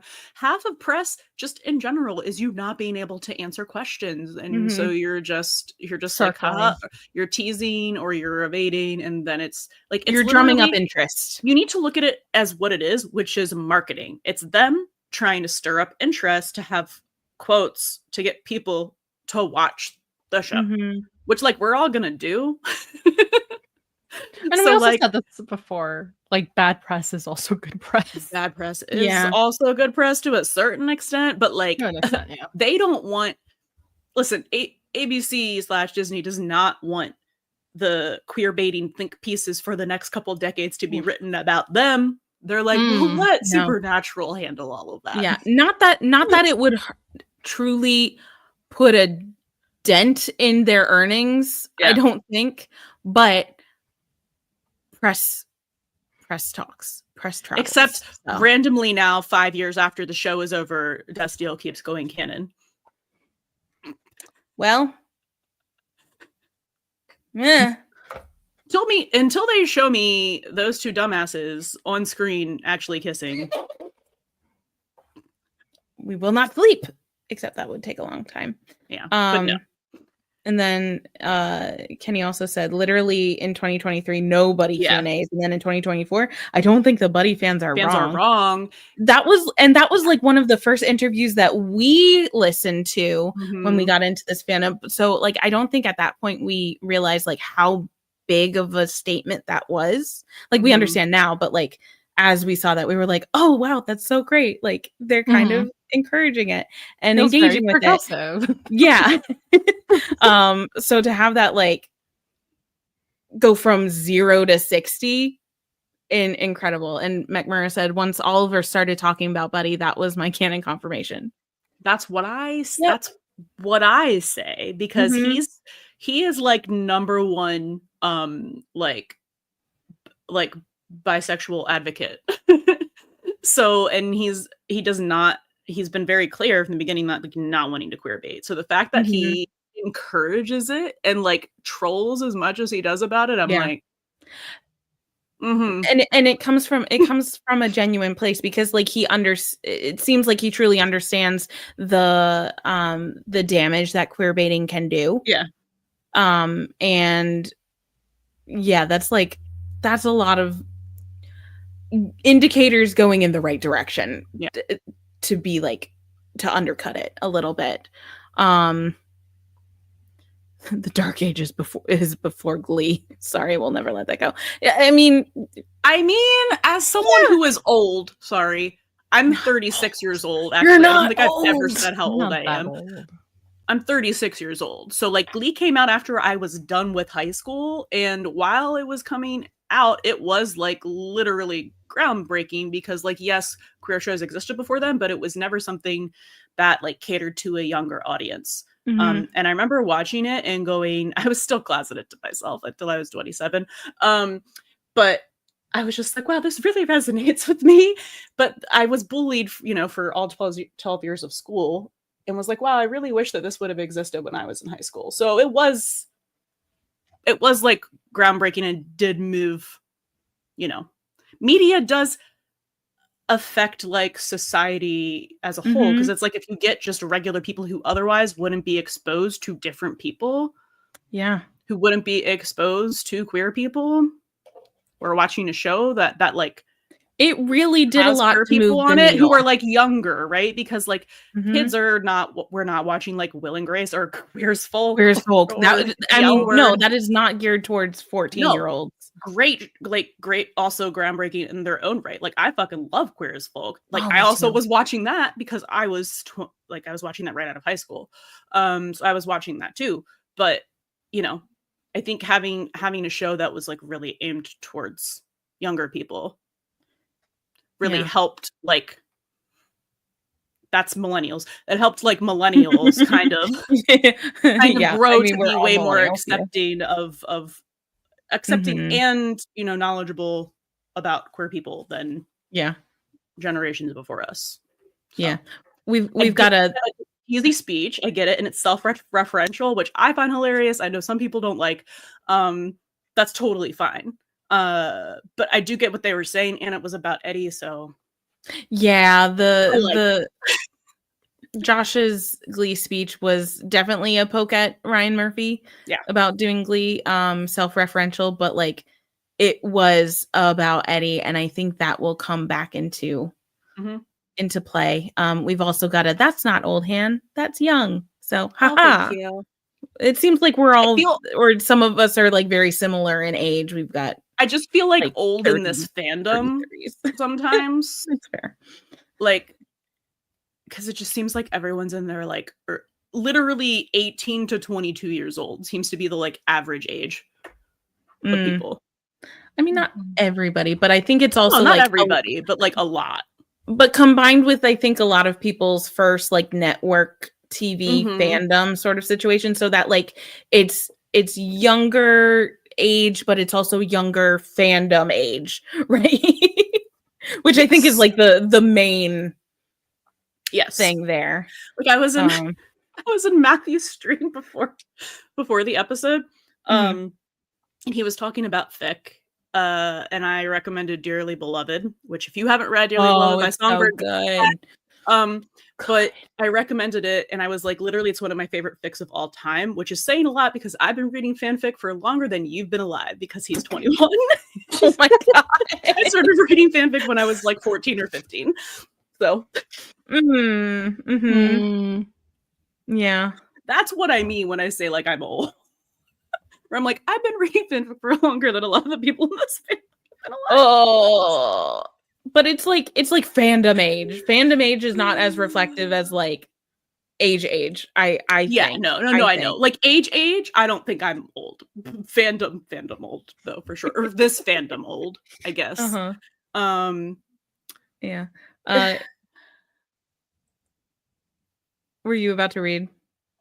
Do we pronounce soul or Saul? How do we say it? What's your preference? What's your preference? You tell me, because I've been saying soul. I heard Rachel say Saul, and I was like, have I been saying it the wrong way? Let me know which one of us is right. I was trying to differentiate between saying Sil. Oh, yeah. This is very similar. But I apologize if I didn't. But they said I need to have a scene where Eddie is like, Buck, you haven't seen Glee. Gleek Eddie, you are so real to me. Honestly, that checks out for something that he would enjoy because he loves soap opera. It's like he loves his telenovelas. And like it literally is just like a musical telenovela. And he also likes musical things. And he's like he knows actually the whole in universe. Dance. Eddie is younger, but still the correct age. We don't know. Oh my god. Well, I was gonna say he's around the same age as me because Ryan Guzman is a year older than me. Okay. I was like, Shadowhunters is my first fandom. Yeah, we've got a couple of people who what was my Shadowhunters as well? I guess Harry Potter. I was trying to think of what mine is. I think it's Harry Potter. What? What my first fandom was. Yeah. Oh yeah, Harry Potter was mine. Harry Potter, because like I was reading them as they came out. Like I started reading them when I was 9, and only the first 2 were out. Yeah, it was either Pirates of the Caribbean or Harry Potter for me. Well, no, I read Harry Potter earlier, so it was Harry Potter. I was reading Harry Potter like at Soul. 10. That's how I say it. Oh, okay. No. Cool. Soul. No. Which means sun. Ooh, pretty. 7 or 8. Courtney says, since Buck is bi, I think it's easier for Oliver to play the do I like him as a friend or is it more card? Since Eddie is presented as the straight character, I'm waiting for his aha moment. Aren't we all? Yeah. That's the thing. I think it's easier. And I think that's where we're leaning, that Buck's feelings realization is like impending a little sooner, because it's like, okay, that door has already starting. Like it's already started, but like the door has been opened. Buck does not self-reflect, first of all, but the door has been open where he like acknowledges that he likes both men and women now. So like there are possibilities there. Eddie He doesn't has have so a much closet to bust out of too. Like that's Eddie already has done. so much more dirt to dig out from, dig through. God. Sorry, I had to get a well joke in here somewhere. That it's harder for him to get there first. Yeah. So like Buck is on the precipice. Eddie is, you know, digging himself out slowly but surely. It'll get there, but it'll just take more time because there's more like heaviness and weight on top of him in the way of like the Catholic guilt and the way he was raised and Shannon. It's the Catholic guilt and the Shannon guilt. Yeah. There's two kinds of guilt, Catholic and Shannon. Buck is all gas, no brakes. Eddie is all brakes, no gas. Mm-hmm. How's he getting to Texas? Which is one of the reasons why they work so perfectly together, because they have what the other needs. They're searching for what the other has. They just don't necessarily realize it yet. Do we think Eddie's will be like 15, so it's right before the finale? Eddie's realization. I don't know when they're doing it. I'm not even willing to place bets. No, I don't think, honestly, I don't think we're really going to get like Eddie's feelings realization quite yet. I think we're going to get his like queer awakening by the end of the season, and probably Buck's feelings realization. So when we have both of those, game on. I mean, game on now, but like, let's go. You know? Yeah, Shannon is absolutely the ghost haunting perpetually. All right, friends, it's 11:34. Do you know where your children are? What? Okay, no, that dated yourself. Well, it was funny, so it was worth it. It was. It's an old like Dateline thing. Don't worry about it. It sounds like, what's Dateline? Don't worry about it. It's okay. It's fine. Still's our baby. She's just not by much. Baby. I'm 3-0. She's a little baby. Yeah. You're the podcast baby. Aww. He's so cute. The favorite. All right. Any closing questions before we hop off and watch all the edits and crush out? Oh, Kenny says, I'm convinced Eddie learned all the choreo from the HSM movies, High School Musical. We're always together. Yeah, I'm too old 100%. For that. But he, like, secretly, yes.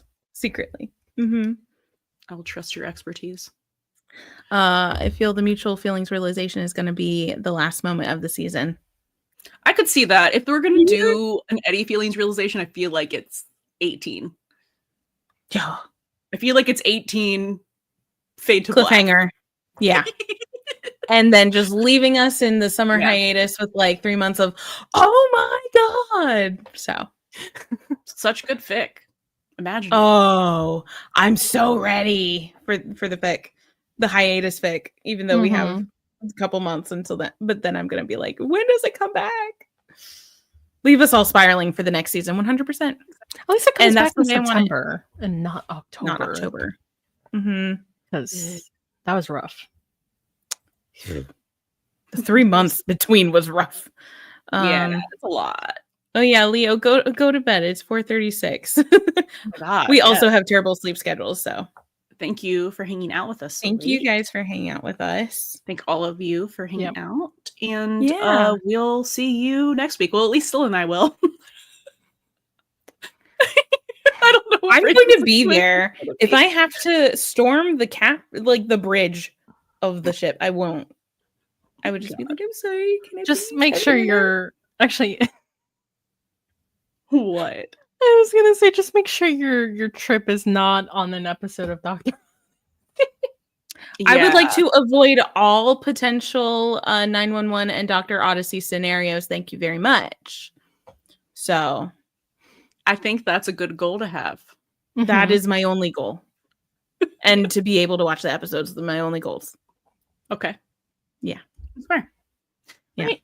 But Good thank night, you all so much for joining us. Good night, everyone. Good night. I have to press this 3 times.